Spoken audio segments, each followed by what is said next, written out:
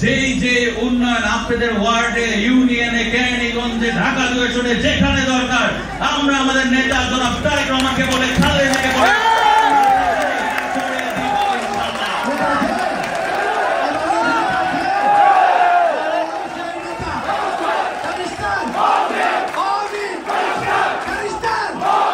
বাংলাদেশের যতগুলো ক্রান্তিকাল সময় গিয়েছে, যতগুলো সংকটপূর্ণ সময় গিয়েছে, কোন পরিবারটি প্রত্যেকবার জনগণের পাশে দাঁড়িয়েছে? কোন পরিবার? জিয়া পরিবার। আপনারা দেখেন 1971 সালে যখন মানুষ দিক বেদিক বুঝতে পারছে না, সিদ্ধান্তহীন কি করবে, তখন শহীদ রাষ্ট্রপতি জিয়া রহমান চট্টগ্রামে কালুরঘাট বেতার কেন্দ্র থেকে স্বাধীনতার ঘোষণা দিয়েছিল না? তারপর সশস্ত্র সংগ্রাম শুরু হয়েছিল না? তারপর 30 লক্ষ শহীদ, 2 লক্ষ মা বোনের ইজ্জতের বিনিময়ে আমরা স্বাধীনতা অর্জন করেছিলাম না? সেই স্বাধীনতা কিন্তু শহীদ রাষ্ট্রপতি জিয়া রহমানের ঘোষণার মধ্য দিয়ে এসেছিল না? ঠিক আছে।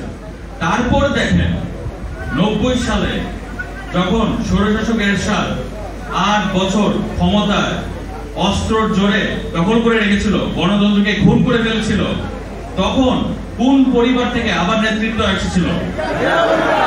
কে নেতৃত্ব দিয়েছিলেন? সেই জিয়া পরিবার থেকে বিএনপি চেয়ারপারসন দেশনেত্রী বেগম খালেদা জিয়া তার আপসহীন আন্দোলনের মধ্য দিয়ে আবার বাংলাদেশে গণতন্ত্র ফিরে এসেছিল না? তারপর দেখেন এই যে 16টা বছর গেল আমাদের দেশে, 16টা বছরে একটা গণহত্যাকারী, খুনি, ফ্যাসিস্ট জোরপূর্বক ভাবে দিনের ভোট রাতে দিয়ে তারা ক্ষমতা দখল করলো না?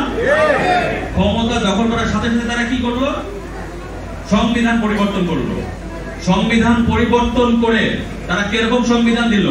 যে তাদের অধীনে নির্বাচন হবে, তারাই খালি নির্বাচন করবে এবং তারাই খালি বিজয় হবে।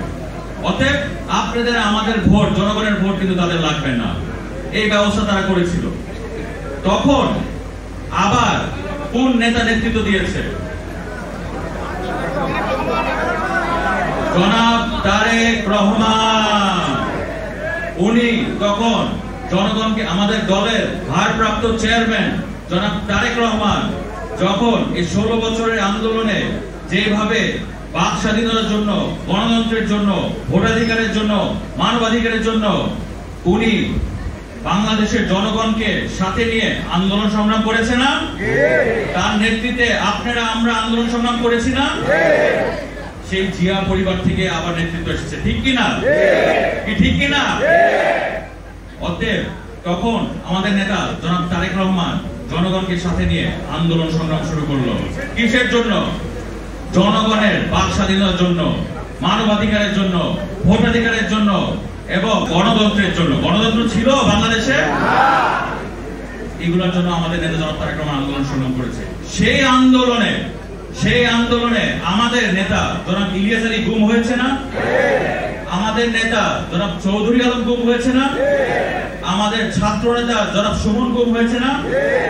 এইভাবে সেই আন্দোলনে বিগত 16টা বছরে আপনারা মামলা, হামলা, হুলিয়া, বাসায় থাকতে পারেন নাই, পারিবারিকভাবে, আর্থিকভাবে আপনারা ক্ষতিগ্রস্ত হয়েছেন না? হয়েছেন। সর্বশেষ ছাত্র জনতা আন্দোলনের মধ্য দিয়ে যেখানে হাজার হাজার ছাত্র জনতা, ছোট ছোট শিশু থেকে শুরু করে নারী, পুরুষ, শ্রমিক, রিক্সাওয়ালা ভাই, কত পেশাজীবী মানুষ শহীদ হয়েছে, হয়েছে না? তো আপনাদের কাছে আমার প্রশ্ন, যে একটা দল, যে দল ছিল গণহত্যাকারী, খুনি, ফ্যাসিস্ট, তারা মুক্তিযুদ্ধ নিয়ে কথা বলতে বলতে মুখে ফেনা এনে ফেলতো না? গণতন্ত্র নিয়ে ফেনা এনে ফেলতো না মুখে?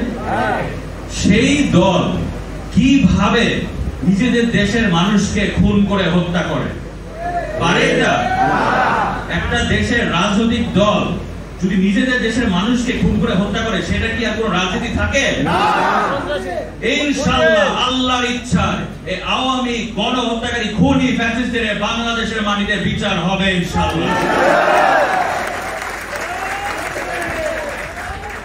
ভাইরা, এখানে আপনারা আমার শ্রদ্ধেয় নেতৃবৃন্দ, বিভিন্ন অঙ্গ ও সহযোগী সংগঠনের শ্রদ্ধেয় নেতৃবৃন্দ, 16টা বছর আপনারা আমার বামে ডানে পিছে সামনে নিচের তলায় আপনারা যারা আছেন 16টা বছর কি ধরনের অন্যায় অবিচার সহ্য করেছেন।